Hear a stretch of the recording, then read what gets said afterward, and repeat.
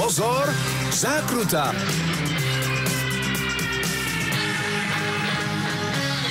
Spotrebiteľský test. Vítajte priatelia pri ďalšom spotrebiteľskom teste zákruty. Dnes sa budeme venovať tejto krásnej zelenej žabke, dovolím si tak tvrdiť. Zelená je farbou Kawasaki, to určite viete, takže Kawasaki Ninja 1000 SX model 2020. To je ona. Čo ma zaujalo hneď, to sú zrkadlá. Väčšinou som bol doteraz zvyknutý, že zrkadlá boli na riadidlách, tu sú umiestnené vpredu na tejto kapotáži. Najskôr som si to musel uvedomiť, trošku spracovať, bol to pre mňa neobvyklý pocit, ale ako náhle som si to všetko v hlave dal do poriadku, tak som zistil, že to je v podstate výhoda, pretože pri vyššej rýchlosti na diaľnici sa tie zrkadlá nezačnú triasť tak skoro a to znamená, že nejaká tá rezonancia alebo niečo podobné nerozostruje ten obraz. Takže aj pri tej 130 km rýchlosti sa do tých zrkadiel pozeralo dobre, všetko prehľadné a ostré. To bolo super, to sa mi páči. Poďme sa pozrieť bližšie na displej. Otočíme kľúčom, privíta nás Kawasaki.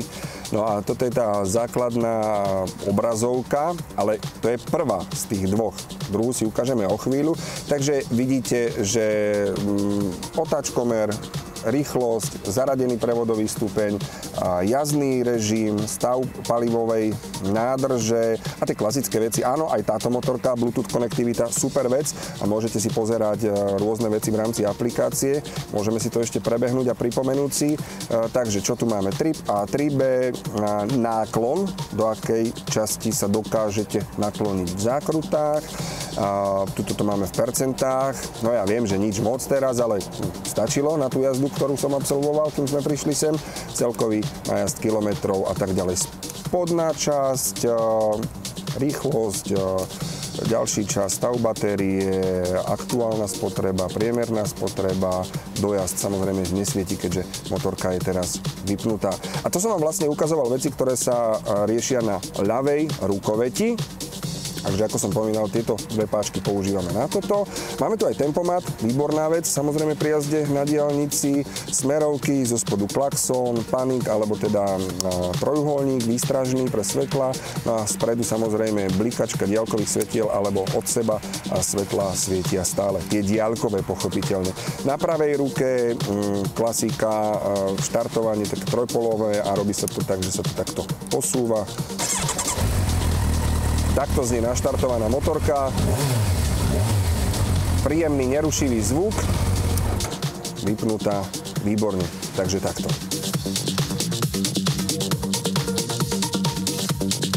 Toto je jedno z tých zobrazení displeja. Ak si ho chcem zmeniť a vôbec celkovo nastavenie motocykla, tak stlačím tlačidlo Select, podržím. Dostávam sa do nastavenia motorky, takto sa tam pohybujem, zase tlačidlami hore-dole mod, selectom potvrdím, chcem display, mám tu mod 1, potvrdím, čo mi ponúkne motorečka, ešte mod 2, potvrdím, vybral som si dvojku, selectom som potvrdil a teraz tým tlačidlom reset z toho vyskočím von, ešte raz a už som alalaho a máme tu takéto zobrazenie. No, čo ponúka toto zobrazenie? Takisto otáčkomer je to také športovejšie. No prečo je to športovejšie? No z toho dôvodu, že toto by sme túto motorku mohli radiť do kategórie Sport Tourer. Takže je na cestovanie, ale má jednoznačne športového ducha. V hornej časti vidíte pridávanie plynu. Tak toto nejako vyzerá. Môžete si to pozerať samozrejme aj za jazdy, aj keď ja osobne na to dôvod nevidím. Ak stlačím spodné tlačidlo mod, tak teraz vidím, ako brzdím, lebo už tam mám tú skratku BRK, čiže brake. V ľavej dolnej časti ešte vidím preťaženie smerom dopredu, dozadu, podľa toho, ako pridávam alebo brzdím.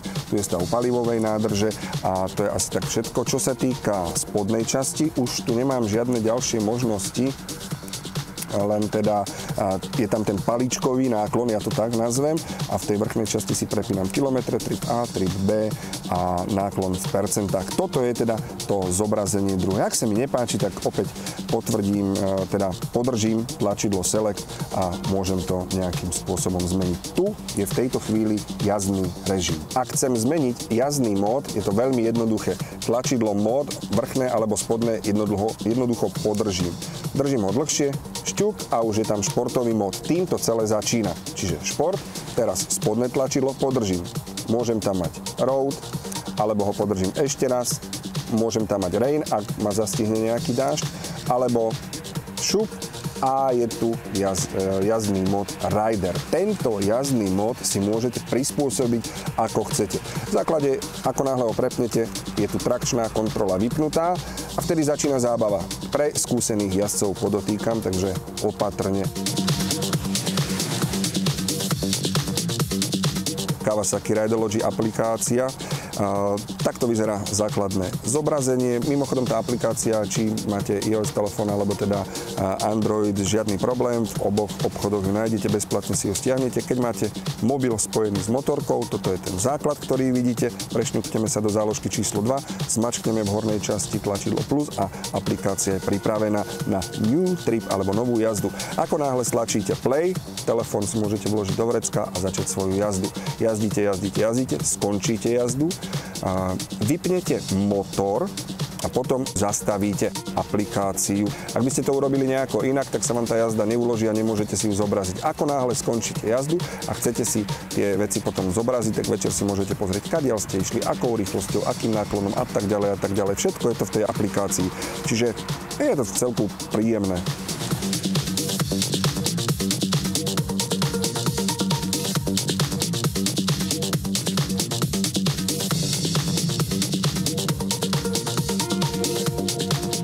Dôležité a veľmi príjemné je na tejto motorke radenie rýchlosti, či už smerom nahor alebo smerom nadol. A máte tu aj výborného pomocníka Quick Shifter, a to obojstranný, aj smerom dolu, aj smerom hore. Takže ak radíte, pripomínam, že Quick Shifter je taká vecička, ktorá jednoducho je dobrá na to, že radíte bez spojky. Takže ak radíte smerom hore, plyn nemusíte mať úplne otvorený a cítite, kedy to už treba tam kopnúť. A je to 1, 2, 3, 4, 5, 6 a je to pružné, je to rýchle, netrhá to s motorkou a je to super. Smerom nadol samozrejme plyn musí byť uzatvorený a vtedy teda Quick Shifter funguje takisto opäť veľmi dobre a príjemne. Ak sa rozhodnete, že ho nebudete používať, pretože nie za každých okolností je to vhodné, vôbec to nevadí, ale napríklad neutrál na tejto motorke takisto nájdete veľmi jednoducho. Radenie rýchle, presné a to si myslím, že aj vďaka antihoppingovej spojke, ktorá v tejto motorke je. Super vec.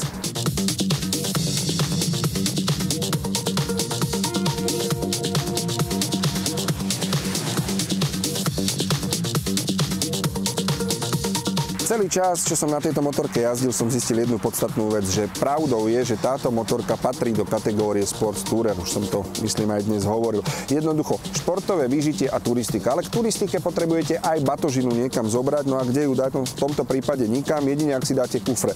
Kawasaki má tú výhodu, že toto je už pripravené na kufor. Vyzerá to tak, ako že to tam má byť, tak toto ako to je, čiže cvak, cvak a sem miesto máte tu kufor. Nič vám tu netrčí, žiadna konštrukcia, skrátka nič. Docestujete, zložíte kufre, môžete si ísť ešte zajazdiť len tak trošku možno toho športového vyžitia. To je asi k tomuto všetko. Celkovo na záver by som mohol povedať, že táto motorka je naozaj fajn. Jednak je rýchla, je fajn, čo sa týka bezpečnosti, má kopec technických vychytávok, jednoducho super. Či už v cestovaní vo dvojici, alebo o samote, na dlhé trasy, na krátke, ako len chcete. Dokonca by som povedal, že túto motorku môžete využívať, ako sa vraví, dennodenne. To je cez týždeň možno taká motorka do práce, hore dolu, a cez víkend nejaké tie výlety. Alebo spojiť prácu s výletmi, aj to sa na nej určite dá.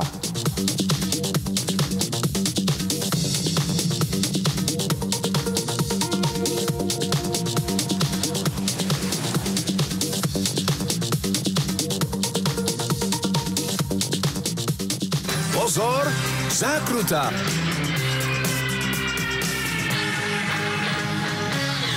Spotrebiteľský test.